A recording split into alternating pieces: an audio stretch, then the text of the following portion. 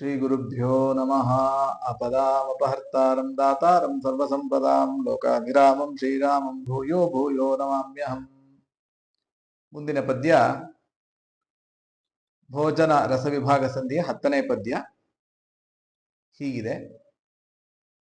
ವಾಸುದೇವನು ಅನ್ನದೊಳು ನಾನಾ ಸುಭಕ್ಷದಿ ಸಂಕರ್ಷಣ ಕೃತೀಶ ಪರಮಾನ್ನದೊಳು ಘೃತದೊಳಗಿಪ್ಪನ ನಿರುದ್ಧ ಆಸುಪರ್ಣಾಂಸಕನು ಸೂಪದಿ ವಾಸವಾನುಜ ಶಾಖದೊಳು ಮೂಲೇಶ ನಾರಾಯಣನು ಸರ್ವತ್ರದಲ್ಲಿ ನೆಲೆಸಿಹನು. ಮೂಲೇಶ ನಾರಾಯಣನು ಸರ್ವತ್ರದಲ್ಲಿ ನೆಲೆಸಿಹನು. ವಾಸುದೇವನು ಅನ್ನದೊಳು ವಾಸುದೇವನು ಅನ್ನದೊಳು ನಾನಾ ಸುಭಕ್ಷದಿ ಸಂಕರ್ಷಣ ಕೃತೀಶ ಪರಮಾನ್ನದೊಳು ಘೃತದೊಳಗಿಪ್ಪನು ಅನಿರುದ್ಧ ಆ ಸುಪರ್ಣಾಂಸಗನು ಸೂಪದಿ ವಾಸವಾನುಜ ಶಾಖದೊಳು ಮೂಲೇಶ ನಾರಾಯಣನು ಸರ್ವತ್ರದಲ್ಲಿ ನೆಲೆಸಿಹನು. ಪರಮಾತ್ಮ ಅನೇಕ ವಿಧವಾದಂತಹ ಭೋಜ್ಯ ವಸ್ತುಗಳು, ನಾವೇನೇನು ಸ್ವೀಕಾರ ಮಾಡ್ತೇವೆ ಪದಾರ್ಥಗಳು, ಅದರಲ್ಲಿ ಯಾವ್ಯಾವ ರೂಪಗಳಿಂದ ಇದ್ದಾನೆ ಅನ್ನೋದನ್ನ ಈಗ ತಿಳಿಸ್ತಾ ಇದ್ದಾರೆ. ವಾಸುದೇವನು ಅನ್ನದೊಳು, ಮಾಯಾಪತಿಯಾದಂತಹ ವಾಸುದೇವ ರೂಪಿ ಪರಮಾತ್ಮ ಅವನು ಅನ್ನದಲ್ಲಿ ಇದ್ದಾನೆ. ಅನ್ನದಲ್ಲಿ ತಾನು ವಾಸುದೇವ ರೂಪದಿಂದ ನೆಲೆಸಿರುತ್ತಾನೆ. ವಾಸುದೇವನು ಅನ್ನದೊಳು ನಾನಾ ಸುಭಕ್ಷದಿ ಸಂಕರ್ಷಣ. ನಾನಾ ಸುಭಕ್ಷ ಅನೇಕ ವಿಧವಾದಂತಹ ಭಕ್ಷ್ಯಗಳು, ಬೇಕಾದಷ್ಟು ಲಾಡು, ಹೋಳಿಗೆ, ಚಿರೋಟಿ ಇದೆಲ್ಲ ಇರುತ್ತಲ್ಲ, ಅನಿಷಿದ್ಧವಾದ ಭಕ್ಷ್ಯಗಳು. ಆ ಪದಾರ್ಥಗಳಲ್ಲಿ ಪರಮಾತ್ಮ ಸಂಕರ್ಷಣ ಅಂತ ಜಯಾಪತಿಯಾಗಿರ್ತಕ್ಕಂತಹ ಸಂಕರ್ಷಣ ರೂಪಿಯಾದ ಪರಮಾತ್ಮ ಅಲ್ಲಿ ಇರ್ತಾನೆ. ಸಂಕರ್ಷಣ ಕೃತೀಶ ಪರಮಾನ್ನದೊಳು, ಕೃತೀಶ ಕೃತಿಪತಿಯಾದಂತಹ ಪ್ರದ್ಯುಮ್ನ ರೂಪಿಯಾದ ಪರಮಾತ್ಮ ಅವನು ಪರಮಾನ್ನದೊಳು ಅಂದ್ರೆ ಪಾಯಸ, ಒಳ್ಳೆ ಶುದ್ಧವಾದ ಪಾಯಸ ಪರಮಾನ್ನ, ಅದರೊಳಗಡೆ ಪರಮಾತ್ಮ ಇರ್ತಾನೆ ಪ್ರದ್ಯುಮ್ನ ರೂಪದಿಂದ. ಕೃತೀಶ ಪರಮಾನ್ನದೊಳು ಘೃತದೊಳಗಿಪ್ಪನು ಅನಿರುದ್ಧ, ಶುದ್ಧವಾದ ತುಪ್ಪ, ಅದರಲ್ಲಿ ಘೃತದೊಳಗಿಪ್ಪನು ಅನಿರುದ್ಧ, ಶಾಂತಿಪತಿಯಾದಂತಹ ಅನಿರುದ್ಧ. ನೋಡಿ, ಅಲ್ಲಿ ವಾಸುದೇವ, ಸಂಕರ್ಷಣ, ಅನಿರುದ್ಧ ಅಂತ ತಿಳಿಸಿದ್ರು. ಆದ್ರೆ ಅಲ್ಲಿ ಒಂದು ಸೂಚನೆಯನ್ನ ಕೊಟ್ರು. ಕೃತೀಶ ಅಂತ ಹೇಳಿದ್ದರಿಂದ ಲಕ್ಷ್ಮೀದೇವಿಯ ರೂಪಗಳನ್ನು ಇಟ್ಕೊಳ್ಬೇಕು ಬೇರೆ ರೂಪಗಳ ಜೊತೆಗೆ ಅಂತ ಅರ್ಥ. ಅದು ಒಂದು ಕಡೆಗೆ ಡೈರೆಕ್ಷನ್ ಕೊಟ್ಟಿದ್ದಾರೆ. ಕೃತೀಶ ಅಂತ ಒಂದು ಕಡೆಗೆ ಡೈರೆಕ್ಷನ್ ಕೊಟ್ಟಿದ್ದಾರೆ. ಅಂದ್ರೆ ಕೃತಿಪತಿಯಾದಂತಹ ಪ್ರದ್ಯುಮ್ನ ಅಂತ ಒಂದು ಕಡೆಗೆ ಡೈರೆಕ್ಷನ್ ಕೊಟ್ರು.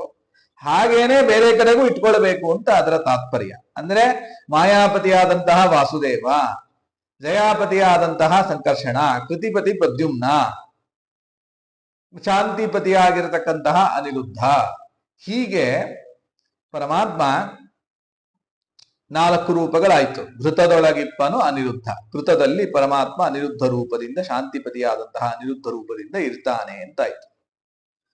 ಆಮೇಲೆ ಆ ಸುಪರ್ಣಾಂಸಗನು, ಸುಪರ್ಣ ಅಂತಂದ್ರೆ ಯಾರು? ಗರುಡ ದೇವರು. ಅಂಸ ಅಂತಂದ್ರೆ ಹೆಗಲು ಅಂತ ಅರ್ಥ. ಈ ಹೆಗಲಿಗೆ ಅಂಸ ಅಂತ ಕರೀತಾರೆ. ಗಚ್ಚತಿ, ಆ ಹೆಗಲ ಮೇಲೆ ಕೂತು ಹೋಗ್ತಾನಂತೆ. ಗರುಡ ವಾಹನನಾಗಿ ಎಲ್ಲಾ ಕಡೆ ಸಂಚಾರವನ್ನ ಮಾಡ್ತಾನೆ ಪರಮಾತ್ಮ. ಅದಕ್ಕೆ ಅವನಿಗೆ ಸುಪರ್ಣಾಂಸಗ ಅಂತ ಹೆಸರು. ಯಾರು? ಕೃಷ್ಣ ರೂಪಿಯನ್ನ ಇಲ್ಲಿ ಇಟ್ಕೊಳ್ಬೇಕು, ಕೃಷ್ಣ ರೂಪವನ್ನ ಇಟ್ಕೊಳ್ಬೇಕು. ಆ ಕೃಷ್ಣ ರೂಪದಿಂದ ಗರುಡ ದೇವರ ಮೇಲೆ ಕೂತು ಹೋಗ್ತಾ ಇರ್ತಾನೆ. ಅವನು ಆ ಕೃಷ್ಣ ರೂಪದಿಂದ ಎಲ್ಲಿರ್ತಾನೆ? ಸೂಪದಿ ಅಂತ ಅಂದ್ರು. ಸೂಪ ಅಂತಂದ್ರೆ ತವ್ವೆ, ಬೇಳೆಯಿಂದ ತವ್ವೆಯನ್ನ ಮಾಡ್ತೀವಲ್ಲ ಅದು. ಆ ತವ್ವೆಯ ಒಳಗಡೆ ಆ ಗರುಡ ವಾಹನ ರೂಪಿಯಾಗಿರ್ತಕ್ಕಂತಹ ಪರಮಾತ್ಮ ಕೃಷ್ಣ ರೂಪದಿಂದ ಇರ್ತಾನೆ. ವಾಸವಾನುಜ ಶಾಖದೊಳು. ವಾಸವ ಅಂತಂದ್ರೆ ಇಂದ್ರದೇವರು. ಇಂದ್ರದೇವರ ತಮ್ಮನಾಗಿರ್ತಕ್ಕಂತಹ ಉಪೇಂದ್ರ ರೂಪಿಯಾದಂತಹ ಪರಮಾತ್ಮ ಅವನು ಶಾಖದೊಳು, ಶಾಖಗಳಲ್ಲಿ ತರಕಾರಿ ಮೊದಲಾಗಿರ್ತಕ್ಕಂತಹ ಪದಾರ್ಥಗಳಲ್ಲಿ ಅದರಲ್ಲೆಲ್ಲ ಇರ್ತಾನೆ. ಸೊಪ್ಪು ತರಕಾರಿ ಇದರಲ್ಲೆಲ್ಲ ವಾಸವಾನುಜ ಉಪೇಂದ್ರ ರೂಪಿಯಾಗಿರ್ತಕ್ಕಂತಹ ಪರಮಾತ್ಮ ತಾನು ನೆಲೆಸಿರ್ತಾನೆ. ಮೂಲೇಶ ನಾರಾಯಣನು ಸರ್ವತ್ರದಲ್ಲಿ ನೆಲೆಸಿಹನು. ಎಲ್ಲಾ ಭೋಜ್ಯವಾಗಿರ್ತಕ್ಕಂತಹ ಪದಾರ್ಥಗಳು ಇದೆಲ್ಲಾ ಕಡೆಗೆ ಇದ್ದಾನೆ ಅಂತ ಹೇಳಿದ್ರು ಕೂಡ ವಿಶೇಷವಾಗಿ ನಾವು ಚಿಂತನೆಯನ್ನ ಮಾಡಬೇಕಾಗಿರೋದೆಲ್ಲ ಅನಿಷಿದ್ಧವಾದ ಪದಾರ್ಥಗಳಲ್ಲಿ. ಎಲ್ಲ ಸರ್ವತ್ರ ನೆಲೆಸಿಹನು ಅಂತ ಇದ್ದಾನೆ ಅಂತ ಅಂದಾದ್ಮೇಲೆ ಎಲ್ಲಾ ಕಡೆಗೂ ಅವನಿದಾನ್ರಿ, ಎಲ್ಲವನ್ನು ಸ್ವೀಕಾರ ಮಾಡ್ಲಿಕ್ಕೆ ಬರುತ್ತೆ. ಈರುಳ್ಳಿ ಬೆಳ್ಳುಳ್ಳಿ ಎಲ್ಲಾ ಕಡೆಗಿದ್ದಾನೆ, ಯಾಕೆ ಸ್ವೀಕಾರ ಮಾಡ್ಲಿಕ್ಕೆ ಬರೋದಿಲ್ಲ ಅಂತ ಹೇಳಕ್ ಬರೋದಿಲ್ಲ. ಯಾಕೆಂದ್ರೆ ಸ್ಪಷ್ಟವಾಗಿ ಅದೆಲ್ಲ ತಿನ್ನಬಾರದು ಅಂತ ನಿಷೇಧ ವಾಕ್ಯಗಳೆಲ್ಲ ಇದೆ. ವೇದವೇ ಅದನ್ನೇ ನಿಷೇಧ ಮಾಡ್ತಾ ಇದೆ. ನಪಲಾಂಡುಂ ಭಕ್ಷಯೀತ, ಅದೆಲ್ಲ ವೇದಗಳೇ ನಿಷೇಧ ಮಾಡಿದೆ. ಎಲ್ಲ ವೇದಗಳು ಅಂತಂದ್ರೆ ಪರಮಾತ್ಮನ ಆಜ್ಞಾರೂಪವಾಗಿರ್ತಕ್ಕಂತಹದ್ದು. ಶ್ರುತಿ ಸ್ಮೃತಿ ಹರೇರಾಜ್ಞಾ ಅಂತ ಆ ಆಜ್ಞಾರೂಪವಾಗಿರ್ತಕ್ಕಂತಹ ವೇದಗಳೇ ಅದೆಲ್ಲವನ್ನ ತೆಗೆದುಕೊಳ್ಳಬೇಡಿ ಅಂತ ನಿಷೇಧ ಮಾಡ್ತಾ ಇದೆ. ಯದ್ಯಪಿ ಪರಮಾತ್ಮ ಎಲ್ಲಾ ಕಡೆ ವ್ಯಾಪ್ತನಾಗಿದ್ರು ಕೂಡ ಪರಮಾತ್ಮನೇ ಇಂತಹ ಪದಾರ್ಥಗಳನ್ನ ಸ್ವೀಕಾರ ಮಾಡಬೇಡಿ ಅಂತ ಆಜ್ಞೆಯ ಮೂಲಕವಾಗಿ, ಆ ವೇದಗಳ ಮೂಲಕವಾಗಿ ತನ್ನ ಆಜ್ಞೆಯ ರೂಪದಲ್ಲಿ ಅದನ್ನು ಹೇಳಿದಾನೆ. ಆದ್ರಿಂದ ಅದು ಯಾವುದನ್ನು ಸ್ವೀಕಾರ ಮಾಡ್ಲಿಕ್ಕೆ ಬರೋದಿಲ್ಲ.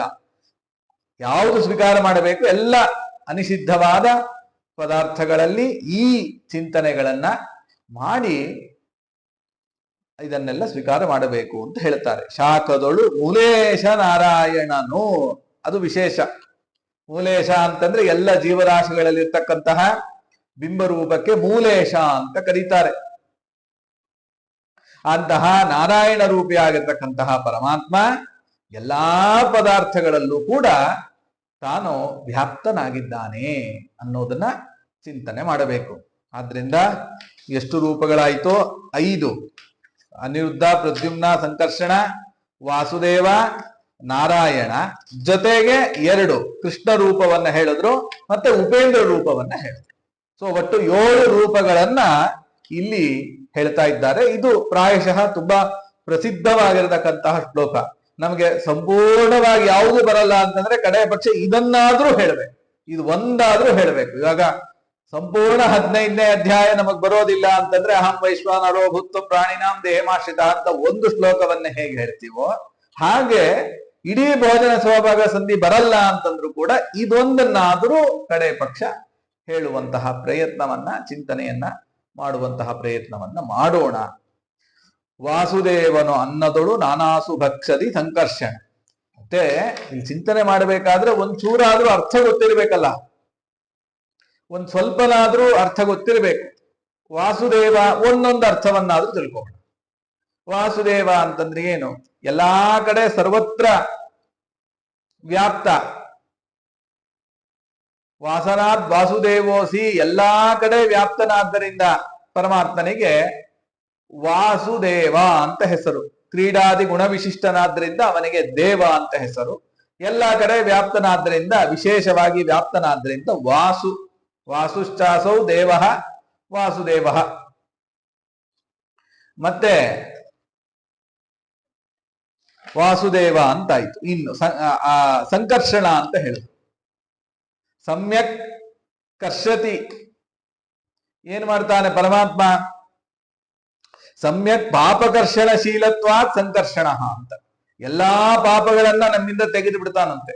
ಯಾರು ಸಂಕರ್ಷಣ ರೂಪಿಯಾಗಿರ್ತಕ್ಕಂತಹ ಪರಮಾತ್ಮನನ್ನ ಚಿಂತನೆ ಮಾಡ್ತಾರೆ ಅಂತಹವರಿಗೆಲ್ಲ ಪಾಪಗಳನ್ನ ಸುಟ್ಟು ಭಸ್ಮ ಮಾಡ್ತಾನೆ. ಆದ್ದರಿಂದ ಸಂಕರ್ಷಣ ಅಂತ ಅವನಿಗೆ ಹೆಸರು. ಪ್ರದ್ಯುಮ್ನ ಅಂತ ಪ್ರಕೃಷ್ಟವಾದಂತಹ ಪ್ರಕಾಶವನ್ನ ಯಾರು ಹೊಂದಿದ್ದಾನೆ, ದ್ಯುಮ್ನ ಅಂದ್ರೆ ಪ್ರಕಾಶ, ಪ್ರಕೃಷ್ಟವಾದಂತಹ ಪ್ರಕಾಶ ಯಾರಲ್ಲಿದೆ ಅವನು ಪ್ರದ್ಯುಮ್ನ ಅಂತ ಕರೆಸ್ಕೊಳ್ತಾನೆ.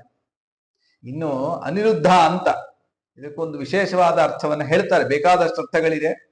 ಅದರಲ್ಲಿ ಒಂದು ಅರ್ಥ ಏನು ಅಂತಂದ್ರೆ, ಯಾರು ಮುಖ್ಯ ಪ್ರಾಣದೇವರ ಪ್ರಸಾದಕ್ಕೆ ಪಾತ್ರರಾಗಿದ್ದಾರೋ ಅವರೆಲ್ಲ ಅನಿಗಳು. ಅನ ಅಂತಂದ್ರೆ ಮುಖ್ಯ ಪ್ರಾಣದೇವರು. ಯಾರು ಮುಖ್ಯ ಪ್ರಾಣದೇವರ ಪ್ರಸಾದವನ್ನ ಪಡೆದಿದ್ದಾರೋ, ಯಾರಿಗೆ ಮುಖ್ಯ ಪ್ರಾಣದೇವರು ಅನುಗ್ರಹವನ್ನ ಮಾಡಿದ್ದಾರೋ ಅವರೆಲ್ಲ ಅನಿಗಳು. ಆ ಅನಿಗಳಿಂದ ರುದ್ಧಾಹ ವಶೀಕೃತಾಹ. ಆ ಅನಿಗಳು ಇವನನ್ನ ವಶೀಕರಣ ಮಾಡ್ಕೊಂಡಿದ್ದಾರಂತೆ. ತಮ್ಮ ಭಕ್ತಿಯಿಂದ, ತಮ್ಮ ಜ್ಞಾನದಿಂದ ಮುಖ್ಯ ಪ್ರಾಣದೇವರ ದ್ವಾರ ಪರಮಾತ್ಮನನ್ನ ವಶೀಕರಿಸ್ಕೊಂಡಿದ್ದಾರಂತೆ. ಅದಕ್ಕೆ ಇವನಿಗೆ ಏನಂತ ಹೆಸರು? ಅನಿರುದ್ಧ ಅಂತ ಕರೀತಾ ಇದ್ದಾರೆ. ಅಥವಾ ನಕೇನಾಪಿ ನಿರುದ್ಧ ಐತಿ ಅನಿರುದ್ಧ, ಯಾರಿಂದಲೂ ಇವನನ್ನ ತಡೆಯಲಿಕ್ಕೆ ಆಗೋದಿಲ್ಲ. ಅಂತಹ ಸಾಮರ್ಥ್ಯ ಪರಮಾತ್ಮನದ್ದು. ಅದಕ್ಕೆ ಪರಮಾತ್ಮನಿಗೆ ಅನಿರುದ್ಧ ಅಂತ ಕರೀತಾ ಇದ್ದಾರೆ. ಇನ್ನು ನಾರಾಯಣ ಅಂತಂದ್ರೆ ಬೇಕಾದಷ್ಟು ಅರ್ಥಗಳಿದೆ. ನಾರಾಯಣ ಶಬ್ದಕ್ಕೆ ಸುಮಾರು 124 ಅರ್ಥಗಳನ್ನ ವಿಜೇಂದ್ರ ಸ್ವಾಮಿಗಳು ತಾವು ಬರೆದಿದ್ದಾರೆ. ಇದರಲ್ಲಿ ಶ್ರೀನಿವಾಸ ತೀರ್ಥರು ಕೂಡ ಬೇಕಾದಷ್ಟು ಅರ್ಥಗಳನ್ನ ಬರೆದಿದ್ದಾರೆ. ಕಡೆ ಪಕ್ಷ 1-2 ಅರ್ಥಗಳನ್ನಾದ್ರೂ ತಿಳ್ಕೊಳ್ಬೇಕು. ನಾರಾಯಣ ಅಂತಂದ್ರೆ ನಾರಾಹ ಅಯನಂ ಯಸ್ಯ ಸಹ ಐತಿ ನಾರಾಯಣ. ಅರಾಹ ಅಂತಂದ್ರೆ ದೋಷಗಳು, ದೋಷಗಳಿಗೆ ವಿರುದ್ಧವಾದಂತಹ ಗುಣಗಳು, ಗುಣಗಳಿಗೆ ಆಶ್ರಯನಾದ್ದರಿಂದ ಪರಮಾತ್ಮನಿಗೆ ನಾರಾಯಣ. ಅರಾಹ ಅಂತಂದ್ರೆ ದೋಷಗಳು ಇವನಲ್ಲಿ ನ ಭವಂತಿ. ಅದು ನಕಾರ ಏನಿದೆ ಅದು ನಿಷೇಧಾರ್ಥಕವಾಗಿಯೂ ಇರುತ್ತೆ, ಅಭಾವಾರ್ಥದಲ್ಲೂ ಇರುತ್ತೆ. ಆದ್ರಿಂದ ದೋಷಾಭಾವ ಇವನಲ್ಲಿದೆ. ಆದ್ದರಿಂದ ಇವನಿಗೇನಂತ ಹೆಸರು? ನಾರಾಯಣ ಅಂತ ಹೆಸರು. ಆ ನಕಾರ ಅಭಾವಾರ್ಥದಲ್ಲೂ ಇದೆ, ಮತ್ತೆ ವಿರುದ್ಧಾರ್ಥದಲ್ಲೂ ಇದೆ. ವಿರುದ್ಧಾರ್ಥವನ್ನ ಇಟ್ಕೊಂಡ್ಬಿಟ್ರೆ ದೋಷಗಳಿಗೆ ವಿರುದ್ಧವಾಗಿರ್ತಕ್ಕಂಥದ್ದು ಗುಣಗಳಿಗೆ ಆಶ್ರಯನಾದ್ದರಿಂದ ನಾರಾಯಣ ಅಂತ ಆಯ್ತು. ಇನ್ನು ಅಭಾವಾರ್ಥದಲ್ಲಿ ಇಟ್ಕೊಂಡ್ಬಿಟ್ರೆ ದೋಷಗಳೇ ಇವನಲ್ಲಿಲ್ಲ, ಆದ್ದರಿಂದ ಇವನು ನಾರಾಯಣ ಅಂತ ಆಗ್ತಾನೆ. ಇನ್ನು ನಿರ್ದುಷ್ಟವಾದಂತಹ ವೇದಗಳೆಲ್ಲ ನಾರಾಹ. ಅಂತಹ ವೇದದಿಂದ ಪ್ರತಿಪಾದ್ಯತೆಯ ಅವನು ಪ್ರತಿಪಾದ್ಯನಾಗಿದ್ದಾನೆ. ಅಯನಂ ಯಸ್ಯ ಸಹ, ಆ ವೇದಗಳಿಗೆಲ್ಲ ಆಶ್ರಯನಾದ್ದರಿಂದ ಪರಮಾತ್ಮನಿಗೆ ನಾರಾಯಣ ಅಂತ ಹೆಸರು. ಇನ್ನು ನಾರಾಹ ಅಂತಂದ್ರೆ ಮುಕ್ತರು ಅಂತ ಅರ್ಥ. ಮುಕ್ತರಿಗೆಲ್ಲ ಪರಮಾತ್ಮ ಆಶ್ರಯನಾದ್ದರಿಂದ, ಮುಕ್ತಾಮುಕ್ತರಿಗೆ ನಿಯಾಮಕನಾದ್ದರಿಂದ ಪರಮಾತ್ಮನಿಗೆ ನಾರಾಯಣ ಅಂತ ಕರೀತಾ ಇದ್ದಾರೆ. ಹೀಗೆ ನಾರಾಯಣ ಶಬ್ದಕ್ಕೆ ಬೇಕಾದಷ್ಟು ಅರ್ಥಗಳಿದೆ. ಅದರಲ್ಲಿ ಯಾವುದಾದ್ರು ಒಂದನ್ನಾದರೂ ಚಿಂತನೆಯನ್ನ ಮಾಡಿ ನಾವು ಪದಾರ್ಥಗಳ ಒಳಗಡೆ ಹೀಗೆ ಅರ್ಥ ಸಮೇತ ಆ ಭಗವದ್ ರೂಪಗಳ ಚಿಂತನೆಯನ್ನ ಮಾಡಿದಾಗ ವಿಶೇಷವಾಗಿರ್ತಕ್ಕಂತಹ ಫಲ. ಇದೆಲ್ಲ ಎಲ್ಲಿಂದನೋ ಹೇಳಿರೋದಲ್ಲ, ಇದೆಲ್ಲವೂ ಕೂಡ ಆಚಾರ್ಯರ ಐತರೇಯ ಭಾಷ್ಯದಲ್ಲೇ ಹಿಂದೆ ಬಂದಿರತಕ್ಕಂತಹ ವಿಷಯಗಳೆಲ್ಲವೂ ಕೂಡ ಅಷ್ಟೇ. ಎಲ್ಲ ಮ್ಯಾಕ್ಸಿಮಮ್ ಐತರೇಯ ಭಾಷ್ಯದಲ್ಲಿ ಹೇಳಿರ್ತಕ್ಕಂತಹ ವಿಚಾರವನ್ನೇ ಇಲ್ಲಿ ದಾಸರಾಯರು ನಮಗೆ ತಿಳಿಸ್ತಾ ಇದ್ದಾರೆ. ವಾಸುದೇವಸ್ತು ಚಾನ್ನಸ್ತಃ ಭಕ್ಷ್ಯೇ ಸಂಕರ್ಷಣಸ್ತಥಾ. ನೋಡಿ, ವಾಸುದೇವ ಅನ್ನದೊಳಗಡೆ ಇರ್ತಾನೆ, ಭಕ್ಷ್ಯದಲ್ಲಿ ಸಂಕರ್ಷಣ ರೂಪಿ. ಪ್ರದ್ಯುಮ್ನ ಪರಮಾನ್ನಸ್ತಃ ಶನಿರುದ್ಧೋ ಘೃತೆ ಸ್ಥಿತಃ ನಾರಾಯಣಸ್ತು ಸರ್ವತ್ರ ಇತಿ ಐತರೇಯ. ಹೀಗೆ ಐತರೇಯ ಭಾಷ್ಯದಲ್ಲಿ ಆಚಾರ್ಯರು ವಿಶೇಷವಾಗಿ ಏನ್ ತಿಳಿಸಿದ್ದಾರೆ ಅದನ್ನೇ ದಾಸರಾಯರು ನಮಗೆ ಹೀಗೆ ಕನ್ನಡೀಕರಣವನ್ನ ಮಾಡಿಕೊಟ್ಟು ಮಹದುಪಕಾರವನ್ನ ಮಾಡಿದ್ದಾರೆ. ಇಂತಹ ಉಪಕಾರವನ್ನ ಸದಾಕಾಲ ನಾವು ಸ್ಮರಣೆಯನ್ನ ಮಾಡ್ತಾ ಇರೋಣ ಅಂತ ಹೇಳ್ತಾ ಕೃಷ್ಣಾರ್ಪಣ.